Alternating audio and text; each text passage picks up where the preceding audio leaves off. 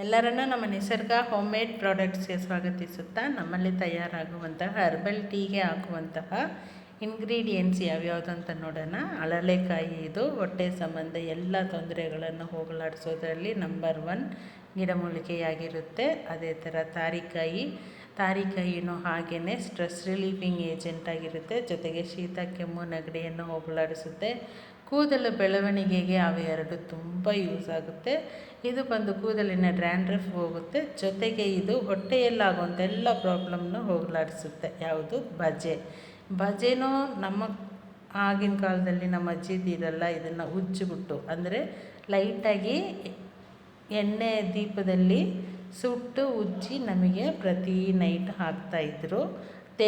ಉಜ್ಜಿ ಅಂದರೆ ತೇದ್ಬಿಟ್ಟು ಹಾಕ್ತಾಯಿದ್ರು. ಹೊಟ್ಟೆ ಸಂಬಂಧಿ ತೊಂದರೆಗಳೆಲ್ಲ ಹೋಗಲಾಡಿಸೋದಕ್ಕೋಸ್ಕರ ಅದನ್ನು ನಾವು ಈಗ ಮರೆತಿರೋದಕ್ಕೆ ನಾವೀಗ ಡಿಪೆಂಡ್ ಆಗಿರೋದು ಮಾತ್ರೆಗಳ ಮೇಲೆ. ಇದು ಬಂದು ಅರಿಶಿನ, ಕೊಂಬು ಅರಿಶಿನವನ್ನು ಹಾಕಿದ್ರೆ ನಮಗೆ ಹೊಟ್ಟೆಯಲ್ಲಾಗುವಂಥ ಇನ್ಫೆಕ್ಷನ್ನ ಅವಾಯ್ಡ್ ಮಾಡುತ್ತೆ, ಬ್ಲಡ್ ಥಿನ್ನರಾಗಿ ವರ್ಕ್ ಮಾಡುತ್ತೆ. ಅನಂತರ ಇದು ಜಾಕಾಯಿನೂ ಹಾಗೆಯೇ ಥಿನ್ನರಾಗಿ ವರ್ಕ್ ಮಾಡುತ್ತೆ. ಬ್ಲಡ್ ಇನ್ಫೆಕ್ಷನ್ನೆಲ್ಲನೂ ಕಮ್ಮಿ ಮಾಡ್ತಾ ಹೋಗುತ್ತೆ.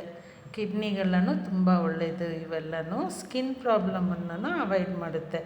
ಎಲ್ಲದಕ್ಕೂ ಮೂಲ ಬ್ಲಡ್ ಕ್ಲಿಯರ್ ಆಗಿತ್ತು ಅಂತಂದರೆ ನಾವು ಆರೋಗ್ಯವಾಗಿರಬಹುದು. ಆ ಬ್ಲಡ್ ಕ್ಲಿಯರ್ ಆಗೋದಕ್ಕೆ ಇದೆಲ್ಲನೂ ಹೆಲ್ಪ್ ಮಾಡುತ್ತೆ.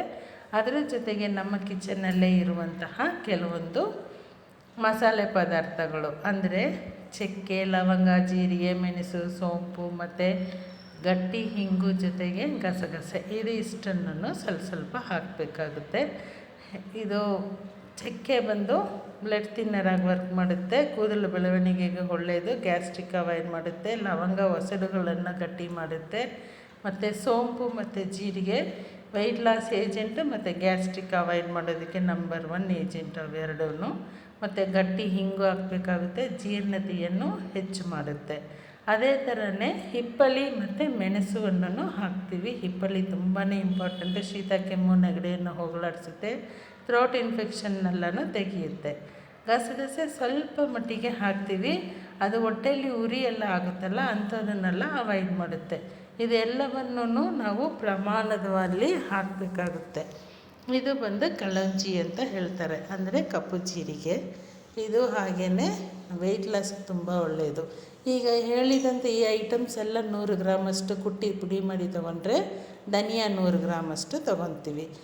ನೋಡಿ, ಇದು ಕುಟ್ಟಿ ಪುಡಿ ಮಾಡಿರೋ ಅಂಥದ್ದು ಹರ್ಬಲ್ಸ್ ಎಲ್ಲನೂ ಅಂದರೆ ಆಯುರ್ವೇದಿಕ್ ಐಟಮ್ಸನ್ನು ಪುಡಿ ಮಾಡಿರೋ ಅಂಥದ್ದು. ಅದಕ್ಕೆ ಈಕ್ವಲ್ ಕ್ವಾಂಟಿಟಿ ಧನಿಯಾನ ಪುಡಿ ಮಾಡ್ಕೊಬೇಕಾಗುತ್ತೆ.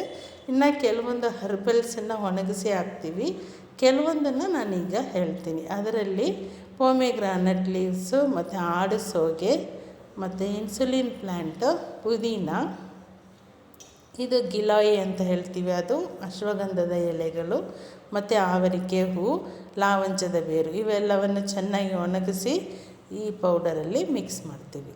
ಅಂದರೆ ಹರ್ಬಲ್ಸ್ 100 ಗ್ರಾಮ್, ಧನಿಯಾ 100 ಗ್ರಾಮು, ಆಯುರ್ವೇದಿಕ್ ಐಟಮ್ಸ್ 100 ಗ್ರಾಮ್, ಮೂರನ್ನು ಮಿಕ್ಸ್ ಮಾಡಿ ಈ ಥರ ಪ್ಯಾಕ್ ಮಾಡಿ ನಾವು ಕೊಡ್ತಾಯಿರ್ತೀವಿ.